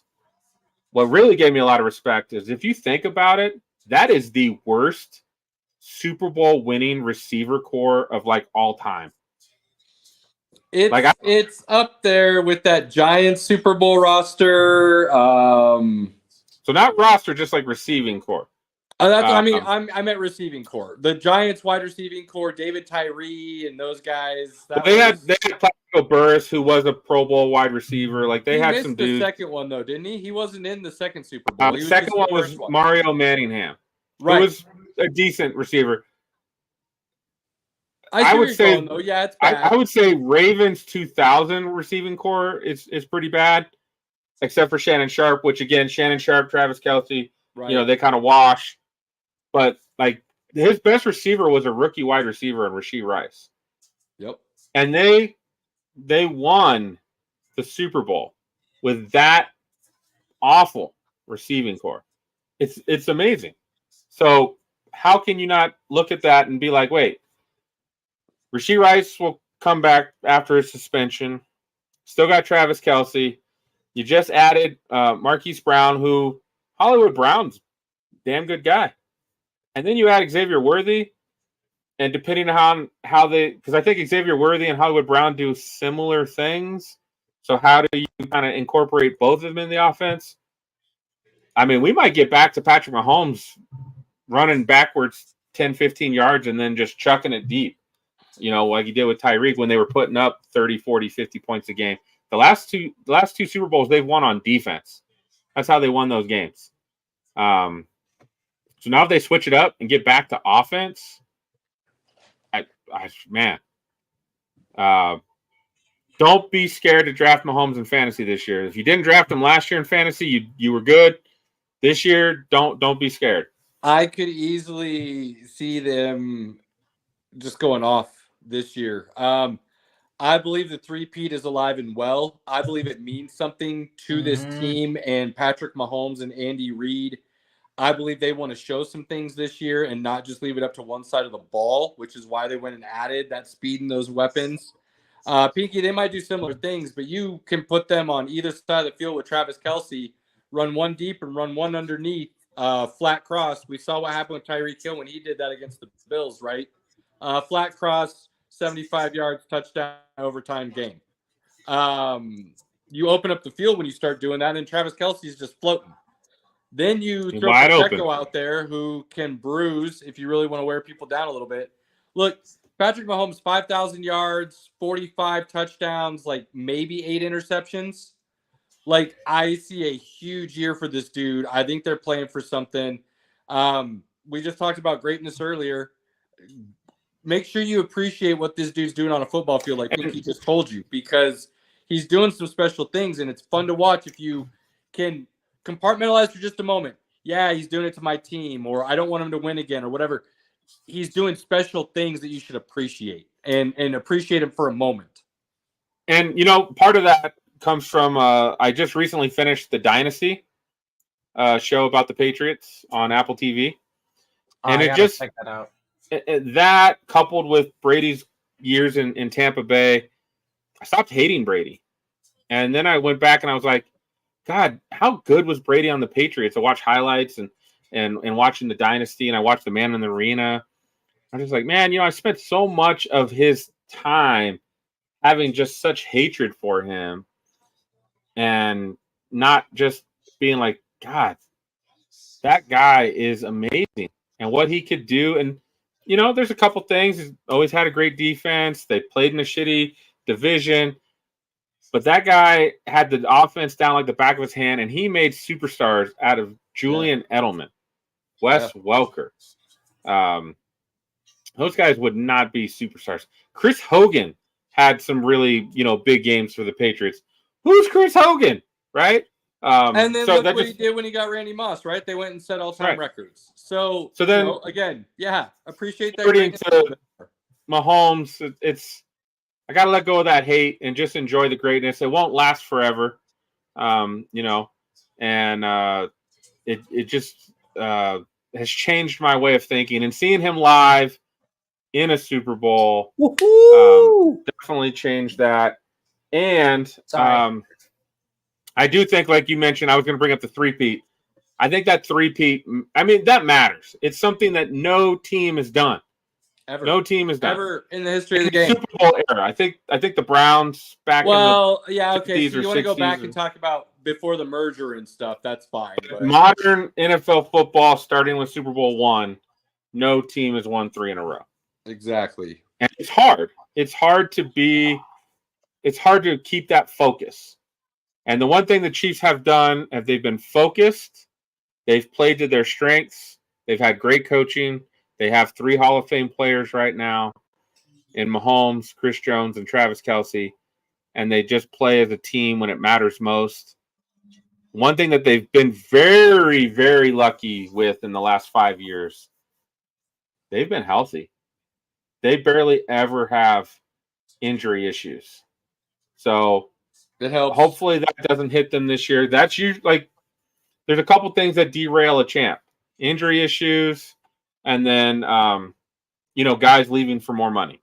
They have been able to draft fairly well, though, to the point now where Tyreek. They have some depth, honestly. So even if they lost to Chris Jones or one of their tackles, they've got pieces where they can fill in and still have enough talent around them. They took those Tyreek draft picks. They turned that Tyreek draft pick into Trent McDuffie, who was arguably one of the best corners last year that helped them win the Super Bowl. It worked out.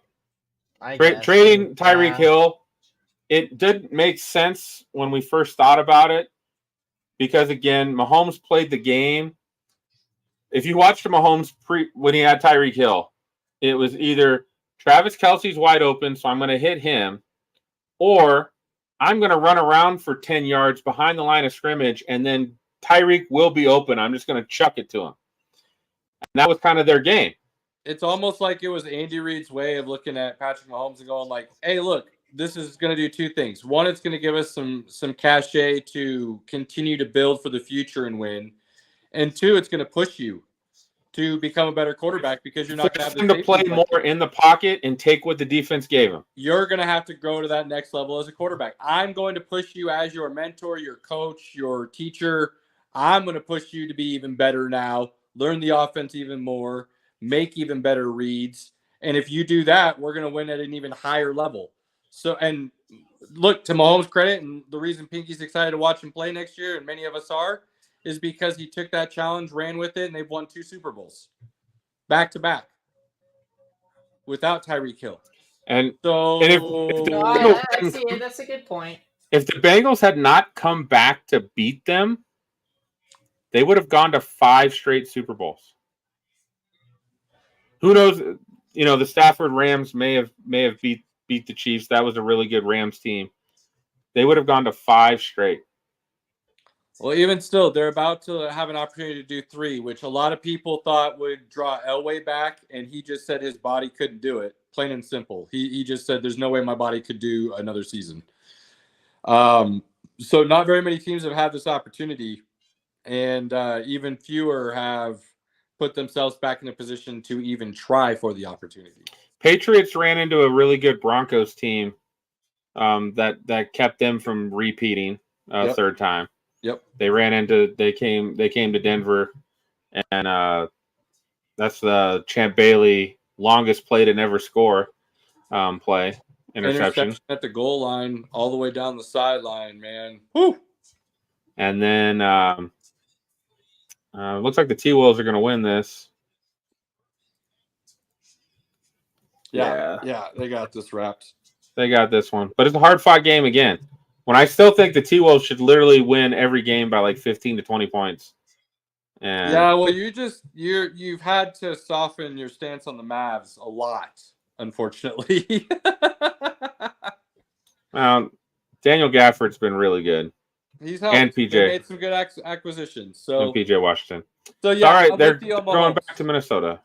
With you on Mahomes. I'll give you another quarterback. I thought about talking about DK Metcalf, and I also thought about talking about Cole Kmet because the quarterback's biggest safety blanket is that tight end, and if they're really going to be legit with all those weapons, he could finally have some room to operate with a good quarterback. I mean, possibly. I've been high But they got on Jay him. Everett too. Look, I know I've been higher on him than I should have been. But I think there's some interesting things there in Chicago that we've talked about before. So I didn't want to talk about that either. DK I thought was interesting because we're always kind of waiting for him to break out and be one of those top 5 guys. It feels like he's got the talent, but whether it's an injury here or there or the team around him, I mean, I don't. Seattle has had. I read today they had the lowest number of offensive snaps last year, and it was 7% lower than the league average. So when they you didn't have run the something ball like well. that, right? But when you do something like that, you're taking away opportunities from guys to be able to put up even bigger numbers, and maybe that's part of it. Maybe he is that good, but the numbers aren't there, so we don't talk about it. It happened last year as well. Right. So, but he's still putting up into 1,100 yards and 8 touchdowns, right? He still had a great season on like 60 catches. So I think DK is really good. I like what he can do next year. But the name I'm going to talk about is someone who I had said at one point I believe could actually be a better runner of the football at quarterback than Lamar Jackson. And then kind of got scared, didn't want to do it. Doesn't want to be known as that. I don't know. But really came back from his injury last year and looked really solid with a team that we think drafted well, did pretty well in free agency, and could be a sneaky 7th seed in the Has NFC. a good coach. Hired a great coach, and that's Kyler Murray down in Arizona. Marvin Harrison Jr. is going to come in as a true one right away. Everybody knows that. I think McBride is a sneaky good tight end that a lot of people are excited to see how he develops. They've got a great offensive line and run game, as they've proven the last couple of years. I guess great's a strong word. Good. Solid run game. Better than they've been in the past. Yes. And you run Connor out. They drafted Trey Benson, who's probably more talented than Connor. So you got a great one. Absolutely. And then you get Kyler Murray, who has shown he's a top 10 talent in the league when he's healthy and right. He's going to have some solid weapons. He's going to have a good play caller around him and a solid defense in the back end. They're going to be in some games. I don't think he's going to put up huge numbers. Maybe 38 to 4,000, 30 touchdowns, 12 interceptions, something like that. Nothing that's going to like pop off as spectacular season. But when you watch him play, I think you're going to see a quarterback who's in control of the game, who shows he's really talented, and is going to put in his team in positions to win week in and week out.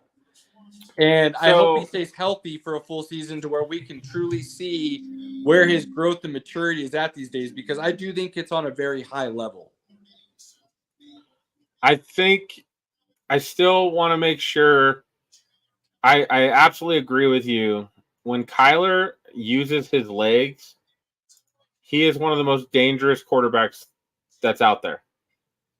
When he is using his legs, and from a fantasy perspective, it's like, ooh, I kind of like Kyler. Well, yeah, from a fantasy perspective. Yeah. But when you watch him, and it's like when he's using his legs to the best of his ability, that's drawing the defense. He'll have a shot behind it.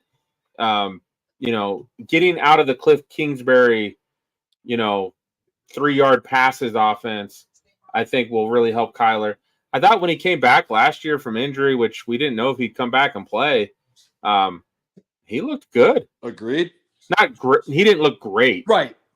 But he looked good, and he wasn't really using his legs yet. So I think if he gets his legs back to where he's using his legs on a consistent basis, when he's using his legs, man, he's dangerous, and that's a tough division, man. Yeah, that's a tough division.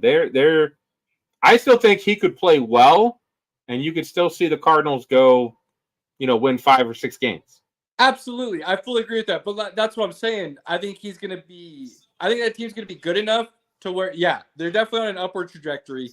But I think they're going to play well enough where they're going to be in games. Whether they win or lose them, I don't know. But he specifically, with some of that talent and where they're at as a whole, I think are going to be able to keep themselves in a position to get some of those games that maybe they shouldn't, but still, like you said, end up with maybe 5 or 6 wins total.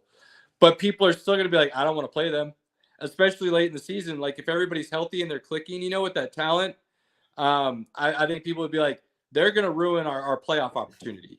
They're going to be something that we don't want to go into Arizona and play because they're rolling, that kind of thing. They lost a lot of games last year, which is why they had the 4th pick in the draft. Right.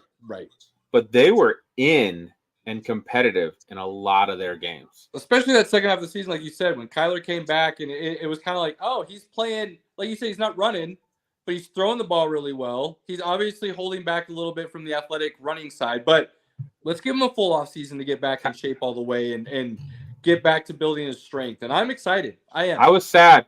Kyler came back like the week after we saw them in Arizona.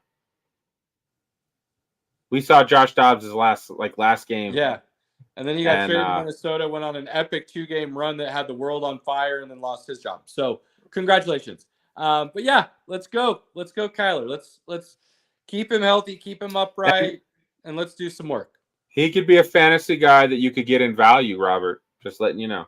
I actually had my first season of fantasy. I had Kyler on my team, and he did really well. So until he got hurt. Yeah, and then it went downhill. But it wasn't too bad. So definitely something I've been keeping in the back of my mind. All right, who do you got, Robert? Who are you excited about? So my last one, again, really no surprise. But given his history, I think it's warranted. Is Jared Goff.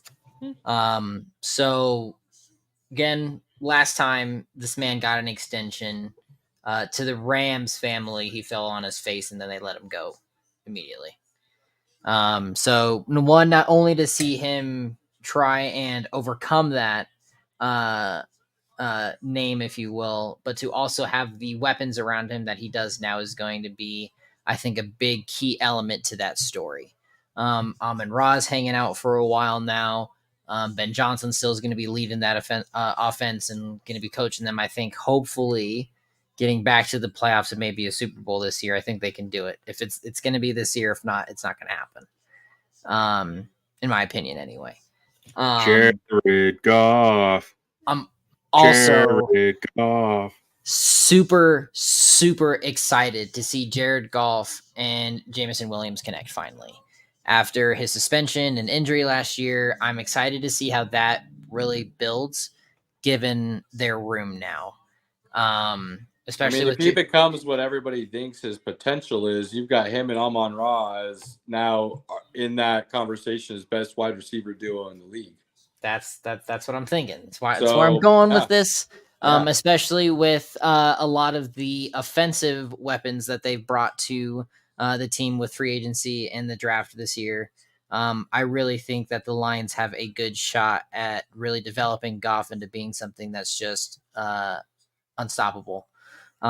We knew last year, and we talked about it pretty extensively on the cast in the playoffs, is that he just kind of had some moments where he faltered a little bit under pressure. But I think this year it's going to be something that changes for him. So he's got a lot of hype to it. I think definitely this is going to be the make or break year for his legacy with how he goes. So I'm really excited to see how the story goes. Love it. Yep. So you didn't even touch on Jared Goff has Laporta. And Jahmyr Gibbs is going to be even better. Oh, he'll be completely developed. Second half of the season, Gibbs, like Montgomery was down 2 or 3 games. Gibbs took over, and he just continued on. The things they can do. In fact, screw it, man. Jameson Williams, Amon Sun God out there, Laporta, flank Gibbs out there too, and put Montgomery in the backfield. And you can either run the ball, you could have Montgomery pick up a blitz, you could have him kind of swing out as well, and you still got everybody else out in pass patterns. Absolutely. A lot of stuff you can do, man. I'm excited. Jared Goff is always a fun quarterback to watch. He's just Again, you got to know who he is. He's You a have Ryan to protect Gosling lookalike, man. Every time I see that man, that's all I see. It's just a Ryan Gosling incarnate. Hey, let's be honest though. Could we say he had a couple down years that caused the Rams to be willing to move on from him? I don't think he had down years with the Rams. I think one of them was like 20 touchdowns and 10 interceptions. One of them was a down year for sure. One of them was bad. We'd have to look it up. But the Rams O line. Right. Well, here's where I was going with that though. Could we say even if that is true, right? And he had a rough start to his career because of the head coach and the system they had around him. New head coach first year. He had Jeff Fisher as coach the first year. New head coach came in, started to help him learn and grow. Little speed bump in his growth. But can we say now he's still on an upward trajectory and he could still be getting better? And I mean, in the way that he's able to read and see the game, he's with got the a right good arm, staff. he's got a quick release. He could still be getting better to the point where as long as they protect him and know he's not going to be some kind of mobile, create things outside of the pocket guy, the offense will be built around that, quick reads or solid double protection so that he could get a deep ball out kind of thing. As long as you're smart and you understand that, if he's still getting better as far as the reads and the ability to do things at the line of scrimmage a la a Peyton Manning, a Tom Brady, we could still see the best of Jared Goff coming forward, especially with how young the talent is around him. I think Goff's going to be really good this year. I won't say it's a make or break year, but there's a lot of urgency. Ben Johnson will not be there next year. No, he will move on to his Ben Johnson team. He will be a head coach next year. If he really didn't have a head coaching job this year because of how terrible he interviews and his attitude, those aren't things you necessarily change right away. So he might be back. They might get him a more longer than we originally thought. I don't know if he wanted a lot of the jobs that were available, and that could be true too. When you're the hottest name out there and you have your pick, and you look around, did you want the Falcons? I still think that Washington job was a great job with the new ownership, the history of the franchise, the pick that they had, the talent that was already on that team. I could see why a guy wouldn't want to go there, though. Nothing's established. Nothing's, I could just see why he wouldn't want to go there. So maybe. But you know what job will be available next year? The Dallas Cowboys. Oh, true. I think that's a long shot still. No, man, that job's going to be available. I don't know. When they go one and done in the playoffs again. After and again, they didn't pay Dak. They may not pay CD. By the Packers. Why would a hot commodity head coaching candidate that wants to run a team his way go to Dallas? That's fair. As long as Jerry Jones is still around, who wants to go there? The word was for Ben Johnson is he was trying to strike it rich, while his name was hot and trying to get like $20 million a year as a head coach. Like, yeah, come on now. All right, final thoughts, Pinky. Final thoughts, my guy. Final thoughts. I had one more. Did have one more. We said two. Yeah. You said two. Fine. We're kind of up against. We're doing good tonight. We're close. We're doing so good. I'm excited for just again. We are 100 days. Dang it! That's where I was. All right. Cheers. Cheers. 100 days. Cheers. 100 days from the Ravens going into Arrowhead and trying to see if they can start the Chiefs off on 0-1. I'm ready for that, man. I'm like, can we just skip the preseason? Let's just get right to game one. Week one is Week 1 is so jam packed with great matchups. I'm just gonna lose it that weekend. 100 days, baby. That weekend, I have. We got Chiefs, Ravens. We got Eagles, Packers. I got Green Day up in Denver, and then I've got a full NFL Sunday slate. Yeah. And then Monday. A double on Monday, isn't it? Isn't it a double? No. They moved the double to week 2. I don't know who is. We'll get to all of that. Monday night is Aaron Rodgers. That's right. Right. Robert, final thoughts, good sir.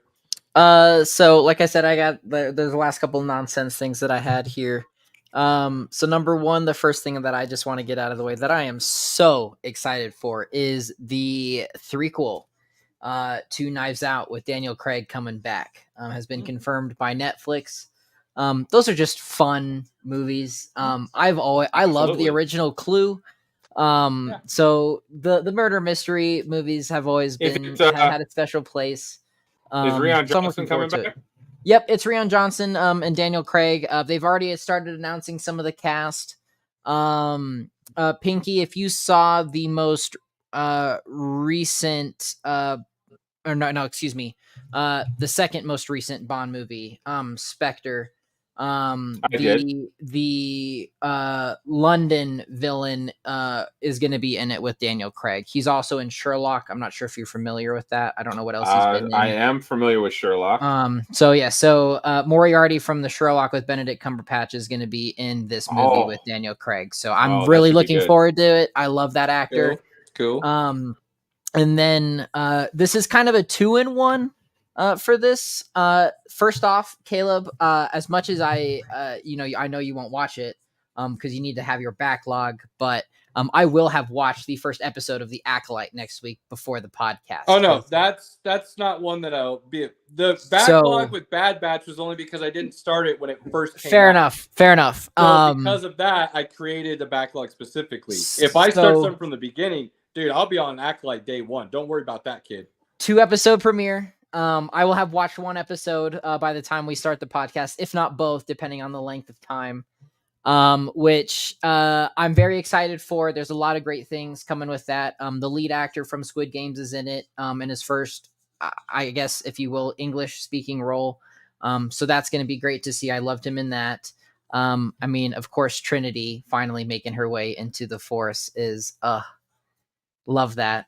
But lastly, for the X-Men fans out there, Daphne King finally making her reappearance after Logan and his Dark Materials, playing Logan's daughter, will be the Padawan learner in Acolyte, which is super exciting because while doing the press tour for this, she is being heavily leaned on for a potential appearance in Wolverine or Deadpool and Wolverine. So that's my 2-in-1. They're keeping all those cameos under wraps. Hey, you know what? I'm good for it though. That's one thing that really ruined the second Doctor Strange for me completely was all the cameos they announced beforehand. It ruined it the entire movie. Which is why I stay far, far away from any trailers now. I'll watch the first initial trailer and then I'm good. But those are the big things I'm excited for coming up, or the new Knives Out. But the Acolyte's next week. So Caleb, we'll have a brief moment to talk about that, I'm sure, depending on when you watch that.